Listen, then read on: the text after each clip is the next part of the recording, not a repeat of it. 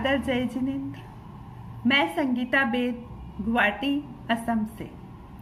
कलम की खनक साहित्य सृजन के इस पटल पर आप सभी श्रोतागण का हार्दिक स्वागत करती हूँ, अभिनंदन करती हूँ। संस्थान की संस्थापिका एवं संयोजिका श्रीमती कनकलता जी जैन द्वारा एक नई पहल की गई है, इतिहास के पन्नों से। इसके तहत हम जैन धर्म की 8वीं सती महासती राजीमती का जीवन चरित्र सुनेंगे, जिससे हम जानेंगे कि उसने सील के प्रभाव से कितना बड़ा कर्मों का क्षय किया कि मोक्ष कर प्राप्त। नदी की नीर की भांति जीवन का प्रवाह बह रहा है। जन्म के साथ मृत्यु अनिवार्य है, परंतु मृत्यु के बाद जन्म वैकल्पिक है। संयम की उत्कृष्ट साधना पूर्वक पवित्र जीवन जिया जाए तो आत्मा भाव बंधन से मुक्त होकर सदा काल के लिए राजीमती की तरह अजर अमर बन सकती है। तो आइए हम सुनते हैं जैन धर्म की 16 सतियों में 8वीं सती महासती राजीमती। द्वारिका नगरी श्री कृष्ण वासुदेव की राजधानी थी। 16,000 राजाओं पर उनका अधिकार था। उन 16,000 राजाओं में महाराज उग्रसेन, इनकी रानी धारिणी से उत्पन्न एक पुत्री थी। उसका नाम था राजुल। इसे राजीमती भी कहते हैं। श्री नेमिनाथ भगवान गृहस्थावास में रहकर भोगों से विमुक्त थे।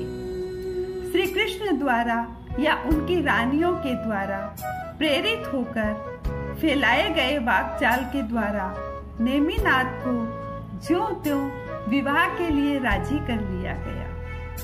विवाह के दिन जब बारात सज धज कर तोरण में पहुंची, तब पशुओं की करुण चित्कार सुनकर प्रभु अविवाहित हो गए। समुद्र विजय उग्रसेन श्री कृष्ण वासुदेव का अत्याग्रह भी नेमिनाथ को विवाह के लिए तैयार नहीं कर सका।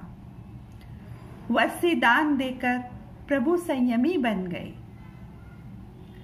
राजीमती, जिससे नेमिनाथ का विवाह होने वाला था, वह भी ऐसी वैसी कन्या नहीं थी। नेमिनाथ जी से 9 भवों का उससे पूर्व भवों का संबंध था। वह भी एक सुसंस्कारी कन्या थी। स्वार्थ सिद्ध विमान से च्यवन करके यहाँ आई थी। जैसा कि हम सब जानते हैं, स्वार्थ सिद्ध विमान में जाने के बाद जीव का एक ही भव बाकी रहता है, तो उसी भव में उसको मोक्ष मिल जाता है। तो राजीमती को पाने के लिए कई राजकुमार लालायित थे, पर राजुल इस निर्णय पर आई कि स्त्री का वर एक ही होता है। जैसा कि हम कई बार उस गीतिका में सुनते हैं, मेरे तो वर एक ही हो गया नेम कुमार, और भुवन में वर नहीं कोटि करो विचार। है ना, नेम जी की जान बड़ी भारी, देखने को आए नर नारी, असंख्या घोड़ा और हाथी, मनुष्य की गिनती नहीं आती। तो आगे हम कहानी की तरफ बढ़ते हैं। तो राजुल ने कहा कि स्त्री के एक ही पति हुआ करता है। जब वे ही मुझे छोड़कर चले गए हैं, तो मेरे लिए भी उसी पथ का अनुसरण समुचित रहेगा जो नेमिनाथ ने ग्रहण किया है। मैं भी संयम लूंगी। यो निर्णय करके, संयम स्वीकार करके वह साधना में लीन रहने लगी। एक बार भगवान नेमिनाथ के दर्शनार्थ राजीमती जा रही थी। सतियों का समूह साथ में था। अकस्मात घोर वर्षा होने के कारण सारी सतियां तितर बितर हो गई। कोई किधर गई, कोई किधर गई। वर्षा में सब तरबतर थीं। राजुल वर्षा के उत्पात से बचने के लिए एक गुफा में पहुंच गए। गुफा में अंधेरा था।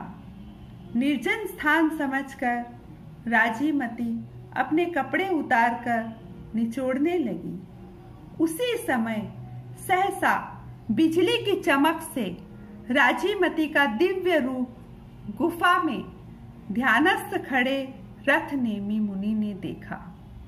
रथनेमी भगवान नेमिनाथ के लघु भ्राता थे, यानी राजुल के देवर थे। वे पहले भी राजुल के प्रति आकृष्ट थे। राजीमती को पाने का प्रयत्न भी किया था, पर वे असफल रहे।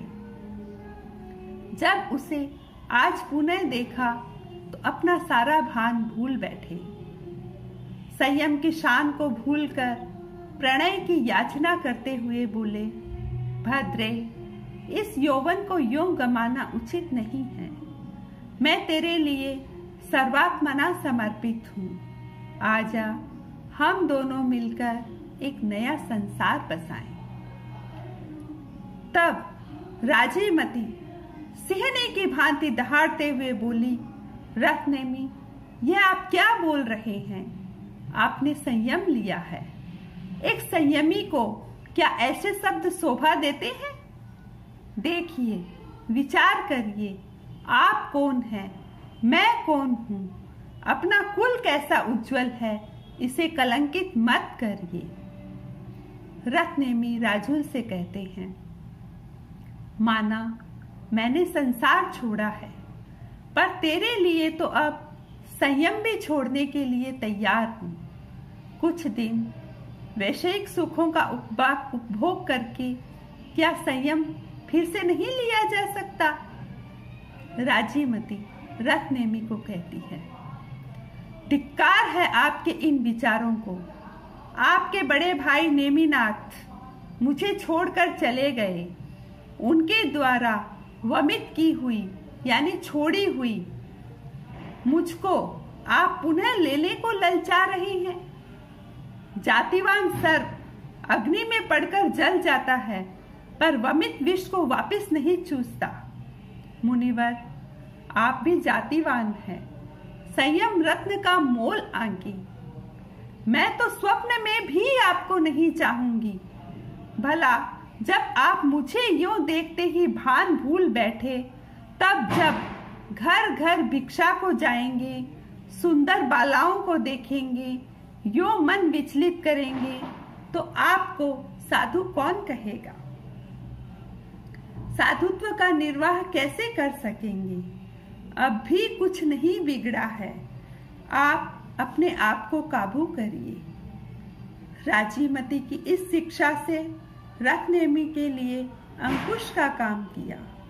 मुक्त कंठ से राजुल का गुणगान करते हुए रथनेमी भगवान नेमिनाथ के पास गए, अपने विचलित मन की आलोचना की, प्रायश्चित लेकर संयम मार्ग पर पुनः आरूढ़ हुए और निरतिचार संयम की साधना करके केवल ज्ञान को प्राप्त किया।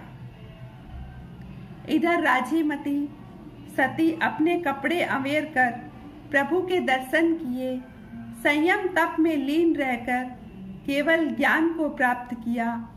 भगवान नेमिनाथ से 54 दिन पहले राजीमती ने निर्वाण को प्राप्त किया। इन्हीं शुभ भावों के साथ ओम अरहम।